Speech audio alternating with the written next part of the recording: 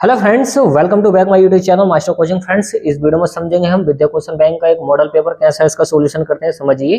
और ये new question bank है 2024 की, ये न्यू पैटर्न है फ्रेंड्स, 2024 का है। तो चलिए इसको करते हैं सोल्व। कैसे सोल्व करते हैं हम?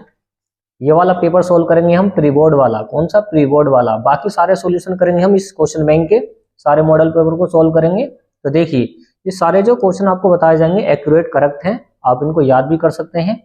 समझिए, देखिए, आपको 3 घंटे 15 मिनट मिलेंगे पेपर को करने के लिए, और 70 नंबर का पेपर मिलेगा, 30 नंबर के प्रैक्टिकल के हैं ये आपके। तो देखिए, खंड आ में आपको 20 नंबर के ऑब्जेक्टिव क्वेश्चन मिलेंगे, सारे ये ऑब्जेक्टिव क्वेश्चन है 20 नंबर के। देखिए फ्रेंड्स, पहला वाला क्वेश्चन है, इसको सोल्व करते हैं कि शुक्ल युग के सशक्त आलोचक एवं निबंधकार का नाम क्या है। किसके? शुक्ल युग के सशक्त आलोचक का नाम कौन है? तो भैया रामचंद्र शुक्ल। कौन है? रामचंद्र शुक्ल हैं। ओके, अगर आपको याद नहीं है तो आप याद भी कर सकते हैं। दूसरा क्वेश्चन है, अर्धनारीश्वर के लेखक कौन है? तो अर्धनारीश्वर के जो लेखक हैं वो हैं विष्णु प्रभाकर। कौन है फ्रेंड्स? विष्णु प्रभाकर हैं। और तीसरा क्वेश्चन है, इनमें से नाटक विधा के लेखक हैं। तो नाटक विधा के जो लेखक हैं, देखिए जो नाटक विधा है इसके जो लेखक हैं श्रीनिवास दास हैं। कौन है? श्रीनिवास दास हैं। और चौथा क्वेश्चन है कि कीर्ति कंकाल के लेखक कौन है? तो कीर्ति किसकी है? यह है जयशंकर प्रसाद की। किसकी है? जयशंकर प्रसाद की है। पांचवा क्वेश्चन क्या है कि हिंदी गद्य का वास्तविक इतिहास कब से आरंभ हुआ था? कब से स्टार्ट हुआ था? हिंदी गद्य का जो वास्तविक इतिहास था वो हुआ था 1850 से शुरू। ओके। छठा क्वेश्चन है कि आधुनिक काल की समय अवधि क्या है? आधुनिक काल की जो समय अवधि मानी जाती है वो 1843 से अब तक मानी जाती है, वर्तमान समय तक, इस टाइम तक।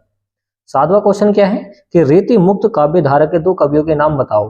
अब रीति मुक्त काव्य धारा के 2 कवि कौन कौन से हैं? एक तो घनानंद है और एक है बोधा ठाकुर। ये दोनों ही रीति मुक्त काव्य धारा के 2 कवि हैं। तो इसका जो विकल्प हो जाएगा ये गा वाला हो जाएगा, के और खे, मतलब दोनों ही करेक्ट हैं। ओके, देखिए नेक्स्ट वाला क्वेश्चन सोल्व करते हैं। नेक्स्ट वाला क्वेश्चन क्या है? ओके, समझते हैं। देखिए, नई कविता की प्रमुख विशेषता कौन सी है? नई कौन सी है? वो है, देखिए इसका जो ऑप्शन है करेक्ट वाला, ये गे वाला है, छंद योजना में नवीनता। देखिए, छंद योजना में नवीनता ये नई कविता की प्रमुख विशेषता के रूप में जानी जाती है। नवा क्वेश्चन है कि आंगन के पार द्वार के रचयिता कौन है? जो आंगन के पार द्वार रचयिता हैं इसके कौन है? वो हैं अज्ञेय। कौन है? ये जो अज्ञेय हैं यही हैं इसके रचयिता। 10वां क्वेश्चन है कि भारतेंदु युग किस काल के अंतर्गत आता है? जो भारतेंदु युग होता है वो किस काल के अंतर्गत आता है? वो आता है आधुनिक काल के अंतर्गत। किसके? आधुनिक काल के अंतर्गत भारतेंदु युग आता है।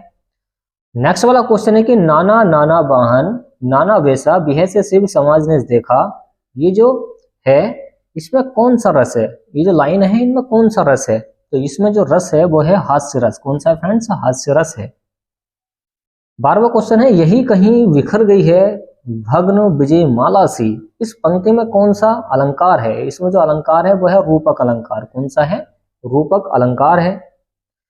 13वां जो क्वेश्चन है उसको समझते हैं। देखिए, जिनके आगे ठहर सके जंगी ना जहाजी, ये वही प्रसिद्ध छत्रपति भूप शिवाजी। इसमें क्या है? इसमें है रोला। नेक्स्ट वाला क्वेश्चन है कि निम्न में से निर उपसर्ग कौन से शब्द में प्रयोग हुआ है? देखिए, निर जो उपसर्ग है, उपसर्ग का मतलब होता है जो अक्षर किसी शब्द से पहला आ जाए वो होता है उपसर्ग। निवास, निवास में केवल नी आया है। निर्वाह, निर्वाह में निर आ गया है, तो इसका कौन सा वाला हो जाएगा? खा वाला हो जाएगा, निर्वाह। ओके, क्योंकि रे इसमें आया है। अगला है भीमार्जुन। भीमार्जुन में समास कौन सा है? जो भीम प्लस अर्जुन, भीमार्जुन हो जाएगा, तो ये हो जाएगा द्वंद्व समास। आपस में अपोजिट होते हैं भीम प्लस अर्जुन। ओके, द्वंद्व समास है। 16वां क्वेश्चन है कि गरगर शब्द का तद्भव कौन सा है? ये जो गरगर शब्द है इसमें कौन सा तद्भव है?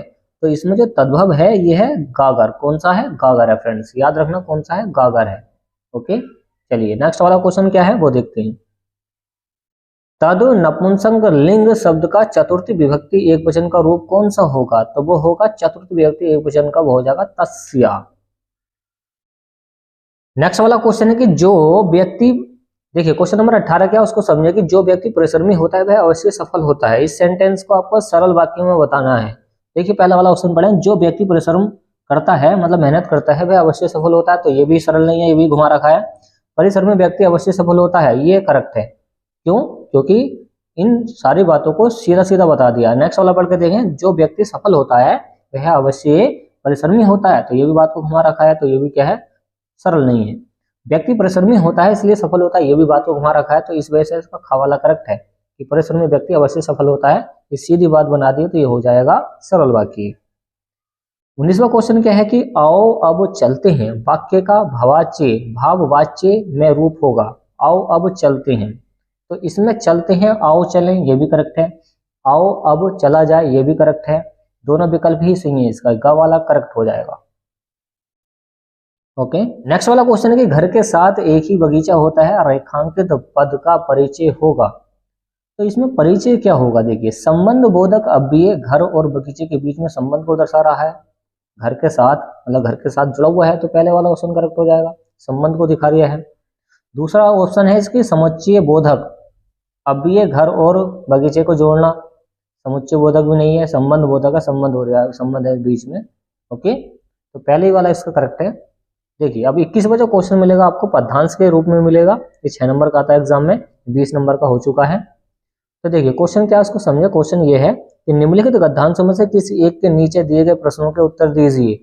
तो यहाँ पर एक गद्यांश है कि जिंदगी को मौत के पंजों से मुक्त कर उसे अमर बनाने के लिए आदमी ने पहाड़ काटा, किस तरह इंसान की खूबियों की कहानी सदियों बाद आने वाली पीढ़ियों तक पहुंचाई जाए। तो ये जो पैसेज आपको ध्यान से पढ़ना है, ये जो पद्यांश से ध्यान से पढ़ना है। अब फिर लिखना है इसमें क्वेश्चन पहला क्या लिखना है, प्रस्तुत पद्यांश का संदर्भ सहित व्याख्या कीजिए। अब देखिए यहाँ पे संदर्भ लिखना है, संदर्भ में क्या लिखेंगे, पाठ का नाम लेखक का नाम। पाठ का नाम है ये अजंता, किस चैप्टर से लिया गया है, अजंता पाठ से लिया गया है। ये जो है ये अजंता चैप्टर से लिया गया है। ओके, ये ध्यान पर रखना। इसके जो राइटर हैं, इसके जो लेखक हैं वो हैं भगवत शरण उपाध्याय। तो आपको अगर ये नहीं पता तो आप इसको ये वाला कर सकते हैं, दोनों में से एक करना होता है। ओके, देखिए इस गद्यांश को भी देखिए, इस गद्यांश को देखिए ध्यान से पढ़िए, तो ध्यान से पढ़ने के बाद में आपको पता चल जाएगा किस चैप्टर से लिया गया है। मृत्यु शायद फिर भी श्रेष्ठ है, देखिए यहाँ पे ईर्ष्या आ गया, अगर ईर्ष्या आ जाता तो वो ईर्ष्या तू ना गई मेरे मन से, ये चैप्टर हमें मिल चुका है। तो लेखक का नाम और चैप्टर का नाम आप लिख सकते हैं। ओके, संदर्भ में तो आपको केवल इतना ही लिखना है, 2 नंबर आपके पक्के हो जाएंगे। और रेखांकित अंश की व्याख्या इसी से बना के लिखनी होती है।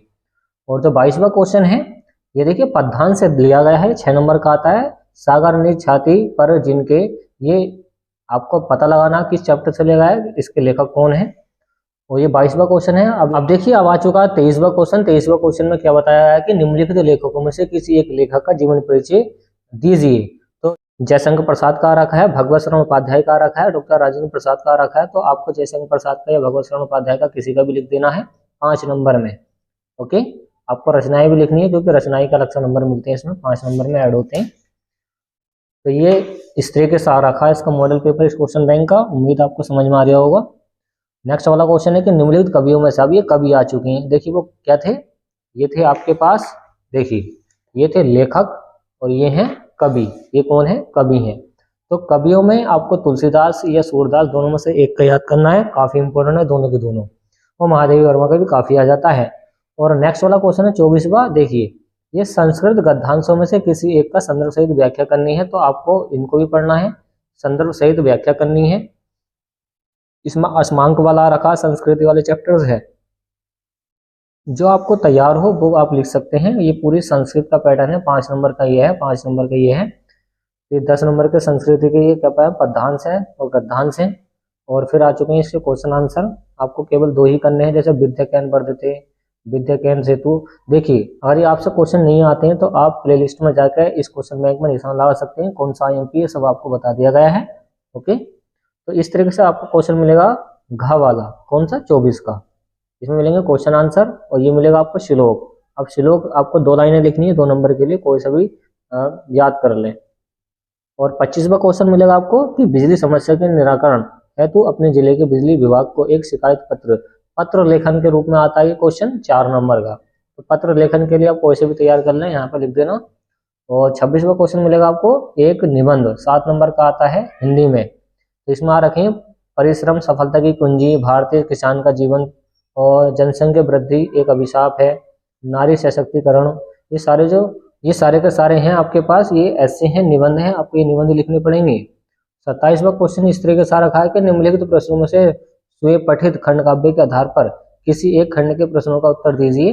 तो देखिए ये जो 27वां क्वेश्चन है सेम टू सेम ऐसे मिल जाएगा उतरा हुआ आपको पेपर में, बस आपको जिले के आधार पर आपको करना है। जैसे कि आप मुरादाबाद जिले में पढ़ते हैं तो मुरादाबाद जिले में आपका आता है मातृभूमि के लिए। तो मातृभूमि के लिए खंड काव्य चेक कर लें। देखिए ये आ चुका है, मातृभूमि के लिए खंड काव्य के प्रधान पात्र के चरित्र का विशेषता को अवलोकन कीजिए।